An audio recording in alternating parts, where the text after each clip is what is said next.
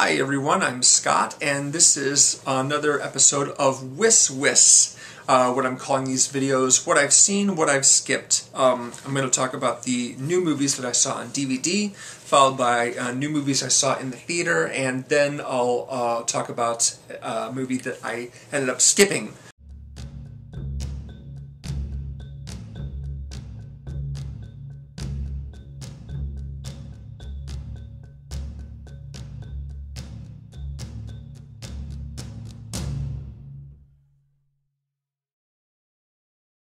So on DVD, I saw an independent drama called Apartment Troubles, which was co-directed by Jess Wixler, an actress who I like very, very much. She played the main character in a horror movie called Teeth some years back. And she's been in some other stuff as well. She and Jennifer Prediger are the directors of this movie, and possibly the writers as well.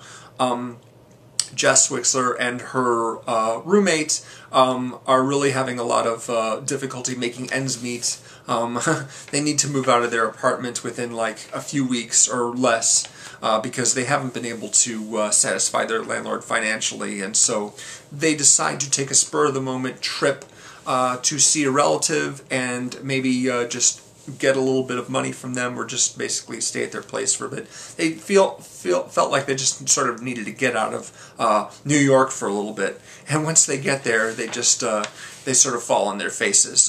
They suddenly realize they don't have any money for a cab to even get to the house they're going to be staying at, and once they get there, eventually, you know, things just don't go according to plan.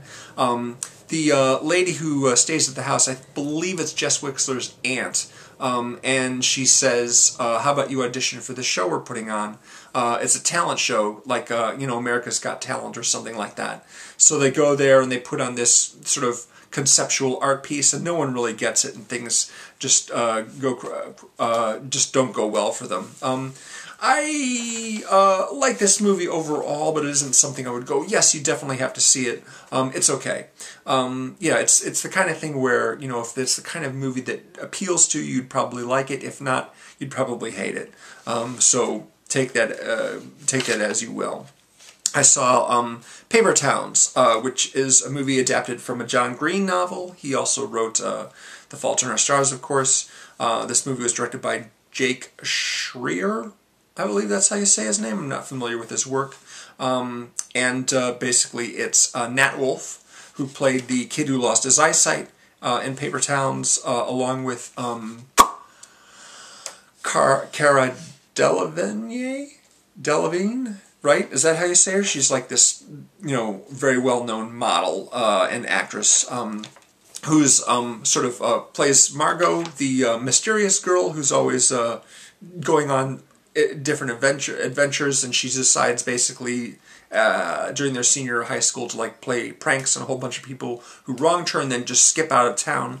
And the main kid, feels like, hey, you know, I think she left clues and she wants me to go and find her, so it's like a road trip movie.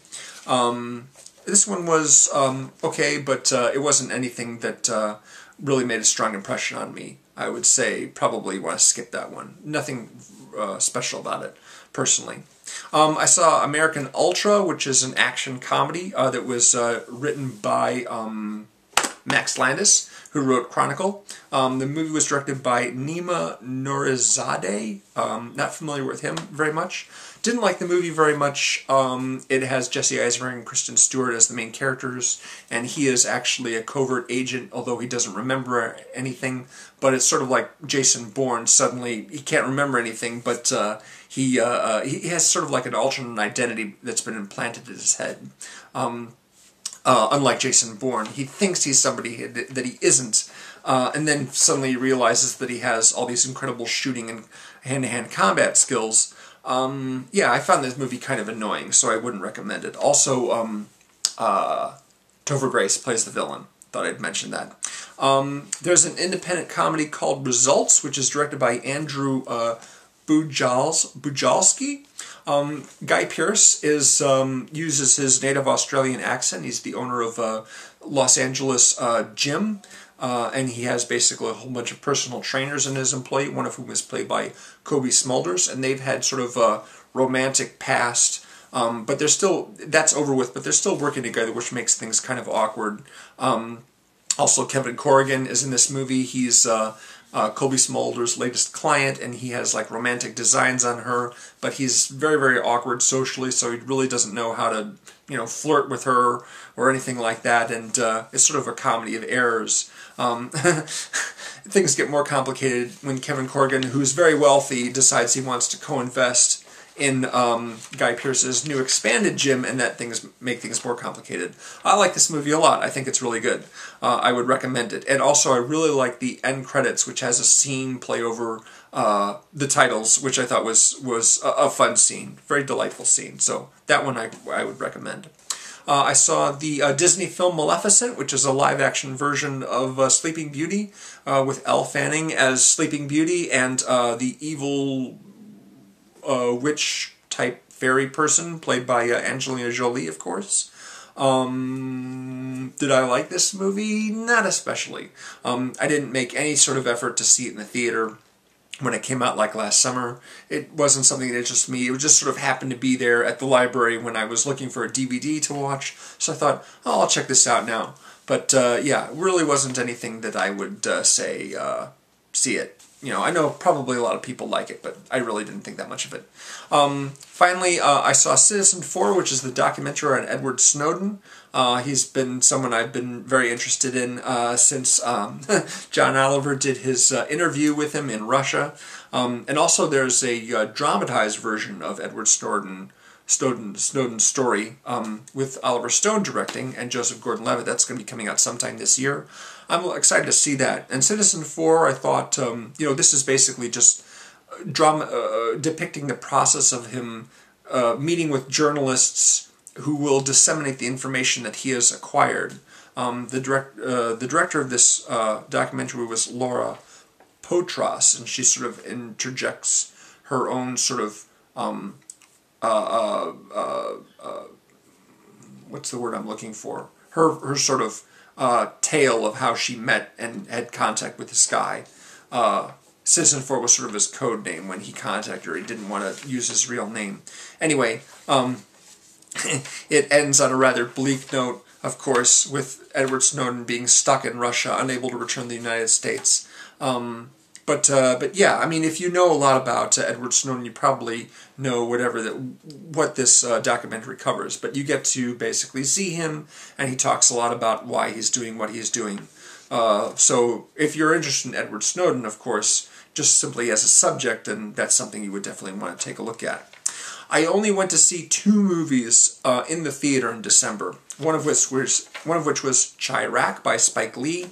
I'd been looking forward to seeing this for a long time, and I liked most of it. But the thing that I didn't like about it was the fact that any sort of gang activity was completely unconnected to drug distribution. There's a big thing in, on the south side of Chicago right here, which is where it was shot, and it's about that. That's why they call it Chiraq, is that so many people get killed in Chicago on the south side. They've nicknamed it Chiraq. Anyway, gangs shooting and killing each other and killing innocent bystanders, it's a big issue. But the one thing that the movie completely ignores is the fact that the gangs exist for the reason for, drug distribution. That's how they make their cash. That's why they're fighting over territory and shooting each other, so that, because they're selling and they want more territory so that they can sell more crack. Yeah, it's based on this play, basically, or maybe it's a poem, I'm not really sure about that, but this whole, the plot involves the women who are involved with the gang members on both sides deciding, hey, you know what, if you're going to keep this up, you're not getting, any action anymore. And that spreads to, practically the entire community, including all the white people and the politicians, everything like that. As long as the gang violence keeps up, nobody's getting laid. Yeah, it's a little bit fantastical. But yeah, the only real objection I had to it was the fact that there doesn't seem to be anybody really doing any drugs. I mean, people smoke weed every now and again, but there's no real sort of, the crucial connection between gang activity and drug activity is just completely absent. So I'm like, I don't know, that didn't sit well with me. And of course I saw Star Wars. which I have some positive feelings for and some negative. I'm glad it was made, but I'm looking forward to this episode 8 because I think that will be an improvement anyway. I know a lot of people really love the movie. They love J.J. Abrams. They think he did a great job. And I'm like, yeah, it was fine. There's stuff to like about it, but it's also stuff that I didn't like. And I did a whole long video on Star Wars. So you can look at that if you want to. Most of the movies that I skipped in December I ended up watching in January, so I'll get to them in the next video. But one movie that I didn't see, still have not seen, is Sisters, which is the comedy with Tina Fey and Amy Poehler, and they throw a big house party because their house, the house they grew up in, is going to be sold. Looked like it would be really funny, but I had other priorities, so I didn't get to see that one.